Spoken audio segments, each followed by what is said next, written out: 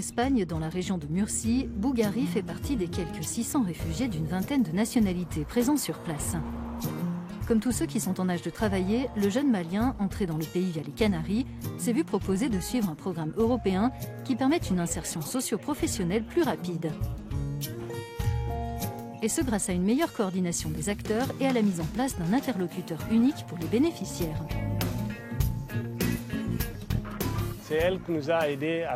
C'est une dame qui nous a aidés pour pouvoir faire des cours d'apprentissage. J'ai fait ceux de maçonnerie, de commerce et de cariste. Au service régional de l'emploi et de la formation, l'un des acteurs du programme, les conseillers évaluent les compétences des réfugiés, établissent un diagnostic de leur employabilité et conçoivent avec chacun d'entre eux un itinéraire de formation personnalisé. Notre mission est de les aider, surtout dans les 6 premiers mois où ils ne peuvent pas travailler. Nous leur offrons soit une formation qui ne nécessite pas d'avoir fait des études, soit, s'ils ont des diplômes universitaires, un cours certifiant leur permettant d'entrer sur le marché du travail. Le budget total du projet est de 157 500 €. 25% ont été financés par le Fonds social européen, le reste par la région de Murcie et le gouvernement espagnol. Plus de 650 personnes ont déjà bénéficié de ce protocole qui encourage l'emploi stable des réfugiés et permet à la région de tirer pleinement parti de leurs compétences.